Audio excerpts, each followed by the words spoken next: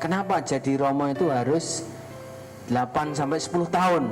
Kalau bisa 5 tahun, kenapa harus panjang-panjang, ya toh? Jadi jargon-jargon mentalitas instan itu juga tidak hanya di kalangan orang bisnis, tidak hanya di kalangan orang yang orientasinya itu uang atau jabatan, tetapi di dalam kehidupan gereja pun sikap-sikap semacam ini juga bertumbuh kembang.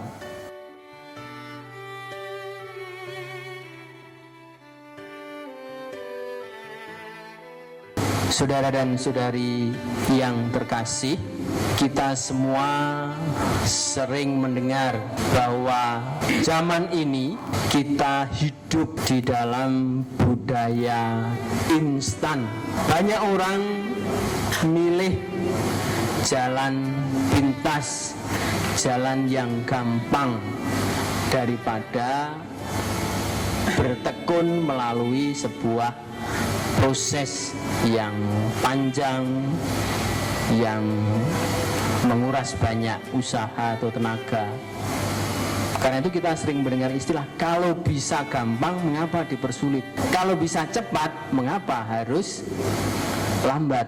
Jadi itulah jargon-jargon dari budaya instan ini. Kalau bisa cepat cari duit, kenapa harus kerja tekun dari hari ke hari, hanya hidup dari gaji? Kalau ada jalan yang lebih cepat, kenapa harus seperti itu? Inilah cara berpikir dan juga sikap dan perilaku dari insan-insan yang hidup di dalam budaya instan. Dan budaya semacam itulah sebenarnya yang ingin diperangi oleh proses-proses formatio di seminari. Kenapa jadi Romo itu harus 8 sampai 10 tahun? Kalau bisa 5 tahun, kenapa harus panjang-panjang, ya toh?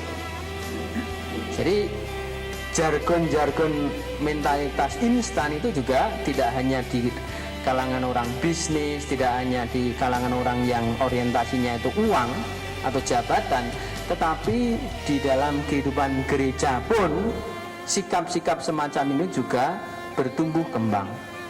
Dan lagi bahwa itulah sebenarnya yang sikap-sikap atau budaya yang ingin diperangi oleh kita semua melalui proses formatio yang panjang.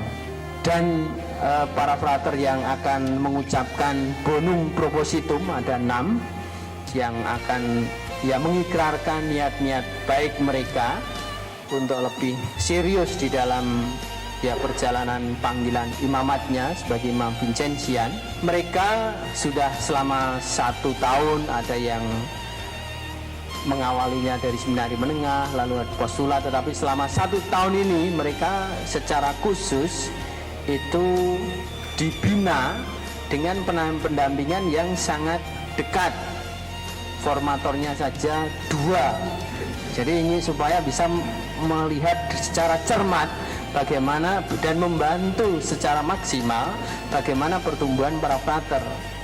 Mereka diajak bangun pagi-pagi setiap hari, punya ritme hidup yang rutin, mulai pagi, kemudian sarapan, lalu kemudian istirahat siang, sekolah dulu, istirahat siang, lalu kemudian siang-siang jam 3 kadang-kadang harus rosario, harus meditasi, lalu sore ada begitu terus dari pagi sampai sore.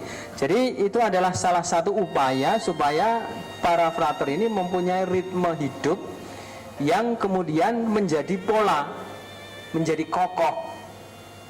Jadi tidak hanya ritme hidup yang dibentuk, tetapi kemauan-kemauan untuk berani terbuka terhadap diri, berani mengolah diri, berani untuk berproses gitu, dan sabar di dalam proses yang dijalani, tidak cepat-cepat. Jadi semua hal yang kita lakukan di dalam formatio di sini sebenarnya adalah untuk membuat kita itu tidak punya mentalitas instan. Karena kalau kita itu punya mentalitas instan, itu kita seperti orang bodoh yang membangun kehidupannya di atas pasir, dapat goncangan sedikit gelior, dapat maksudnya dapat di tag gitu, frater kangen deh gitu lah, wah aku dipanggil enggak ya oleh Tuhan. Nah, jadi ada godaan begitu sedikit sudah bingung. Kita mengajak para frater, para seminaris itu untuk hidup, mengolah hidup melalui sebuah proses yang panjang, melalui sebuah pengalaman hidup, supaya ya ibarat orang yang mau mendengarkan sabda Tuhan. Mendengarkan sabda Tuhan itu tidak hanya janji-janji, punya niat, punya tekad macam-macam, tetapi itu diwujudkan dengan kesetiaan, ketekunan, keuletan di dalam menjalani proses. Orang semacam itulah bisa diberatkan orang yang memang mau membangun hidupnya berdasarkan fondasi yang kuat, seperti orang yang membangun rumah di atas fondasi batu yang kuat. Para frater yang terkasih, Anda semuanya sadar, tahu bahwa pertama, semakin hari Anda semakin ditunjukkan bahwa panggilan imamat itu begitu luhur.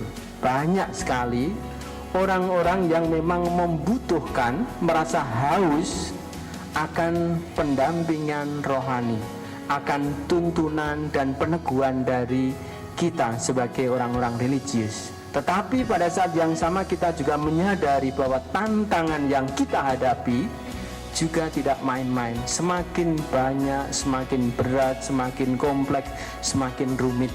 Karena itu marilah kita ya belajar untuk sungguh-sungguh telaten, sabar, bertekun di dalam proses di mana Anda didampingi oleh para formator di sini.